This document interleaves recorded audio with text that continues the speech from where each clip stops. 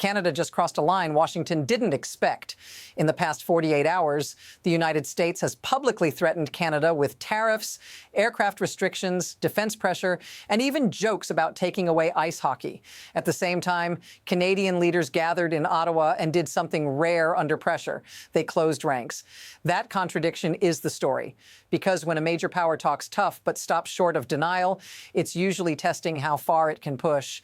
This matters to you because this isn't just about Canada. It's about how economic threats, military leverage, and political rhetoric are being used as tools, not responses. It's about how fast allies can become targets and how quickly normal diplomatic language is replaced with coercion. On camera, U.S. officials talked about trade deals, jets, and consequences. Off camera, something more destabilizing was implied, and when asked directly, no one walked it back. But here's the part nobody is saying out loud. This isn't random, it's patterned. And once you see the pattern, the next move becomes disturbingly predictable. What actually happened starts smaller than the outrage makes it sound, and that's why it's dangerous. Over the last 2 days, Donald Trump repeatedly warned that if Canada deepens trade ties with China, the consequences would be severe. He talked about 100% tariffs. He floated a 50% tariff on Canadian aircraft. He publicly claimed Canada could lose access to ice hockey. On the surface, it sounds chaotic, even unserious. But notice the pattern: trade, defense, culture. Pressure applied from multiple angles at once. At the same time, U.S. officials raised another lever. Canada was warned that refusing to buy American F-35 fighter jets could affect defense arrangements under NORAD. That's not a tweet, that's strategic language. And it landed while Canadian leaders were already reviewing whether reliance on U.S. military equipment leaves them exposed. Now watch the timing. These comments didn't emerge after a breakdown in talks. They came after Canada began expanding partnerships abroad and signaled it wouldn't be boxed into one economic orbit. So here's the reframing question that changes how you hear all of this. Are these threats reactions or are they signals? Because if they're signals, they're not meant to be carried out immediately. They're meant to see who flinches. And what Canada did next suggests it understood that perfectly. The strongest claim coming out of Ottawa was simple but explosive. This wasn't just noise, it was pressure, and that claim was backed up in public on camera. When asked about reports of U.S. officials engaging with separatist groups inside Canada, Prime Minister Mark Carney didn't hedge. He said he expected the U.S. administration to respect Canadian sovereignty, and he made clear he had told President Trump that directly. No drama, no escalation, just a line drawn. That matters because of what wasn't said next. There was no denial from Washington, no clarification, no statement saying those conversations never happened. In high-stakes politics, silence is data, and Canadian premiers noticed it in real time. British Columbia's premier went further, saying that crossing borders to solicit a foreign government to break up Canada was treasonous activity and needs to be stopped. Those weren't offhand remarks. They were delivered deliberately, knowing cameras were rolling. Ontario's premier followed, calling any back-channel negotiations unacceptable and saying Canada must stand united.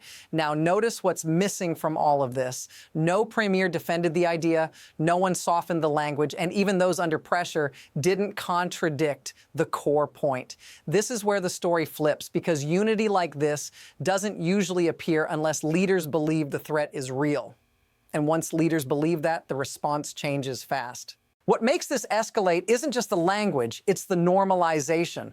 Threats that once would have caused an immediate diplomatic rupture are now being delivered casually, sometimes jokingly, sometimes offhand, and then left hanging. Tariffs, defense agreements, overflights, even cultural symbols. None of these were framed as formal policy. And that's the point. Informal pressure creates plausible deniability while still landing the message. We've seen this before, not in textbooks, but in real-world power plays. Economic threats arrive first. Then defense dependencies get mentioned. Then internal divisions are quietly amplified. That sequence isn't accidental. It's how leverage is tested without triggering an immediate backlash. And here's the part that should feel uncomfortable. Some of these tools only work if they've already been embedded over years.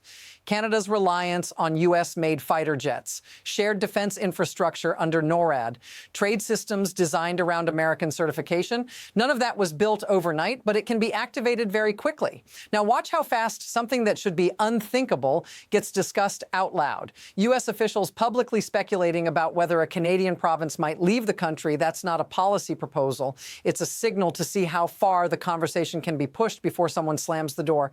And once that door doesn't slam, the next step feels easier. This is the moment where pressure stops being abstract and starts becoming operational. In the face of mounting pressure, Canada didn't buckle. Instead, the premiers held a public meeting in Ottawa, and something powerful happened. Unity emerged. From British Columbia to Ontario, the premiers came together, made their positions clear, and stood firm. They didn't just disagree with Trump's remarks, they rallied around one idea: Canada's sovereignty is non-negotiable.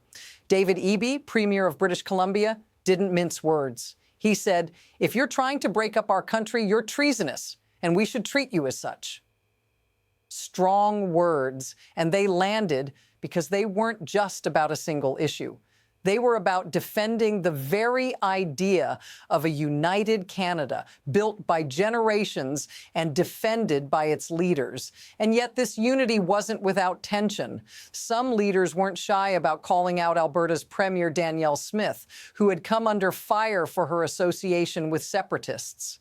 But what happened next tells you everything you need to know about Canada's resolve. Ontario's Premier Doug Ford called for a united front, refusing to entertain any talk of secession. "We're one country," Ford said, "and we should all stick together."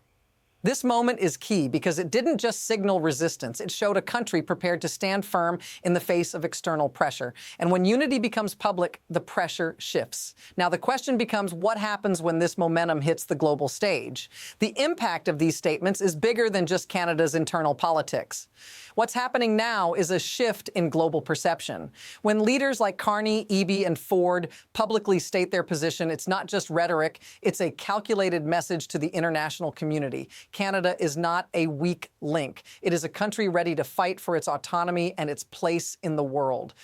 And what happens when a nation like this stands its ground?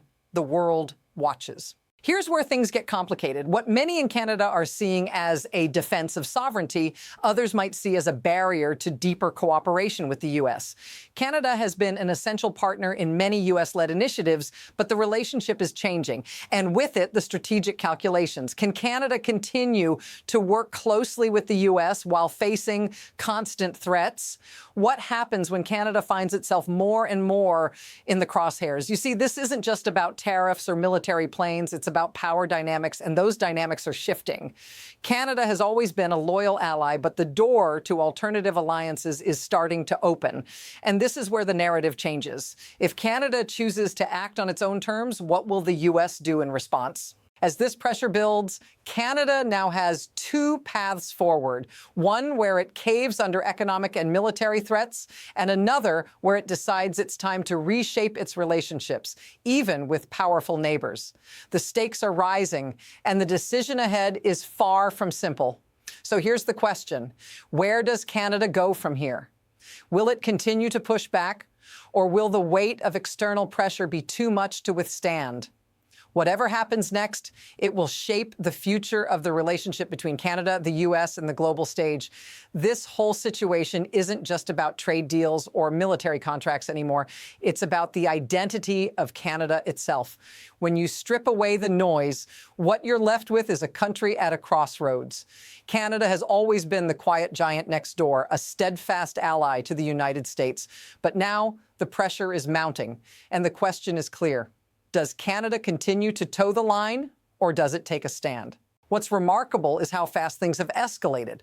In just a matter of days, we've seen a shift from economic threats to strategic challenges to outright meddling in Canada's internal affairs. And the response has been equally swift, unified, strong, and resolute. But here's the deeper insight. This situation is larger than just Canada's relationship with the United States. It's a microcosm of a bigger shift in global power dynamics. As the U.S. pulls back from certain international commitments, other nations, like China, are stepping in to fill the void. For Canada, this could be an opportunity to redefine its role on the world stage. But it could also be a risk, one that could change everything from trade relations to military security. This is the kind of moment that shapes history. And the question is no longer what happens tomorrow. It's what will Canada choose to do in the face of this growing pressure. Whatever it decides, it will send a message to the rest of the world. So what's the next move? Watch closely, because the future of North America might just depend on it. If you want to stay informed as this situation develops, make sure to follow and subscribe for more analysis. There's much more to come.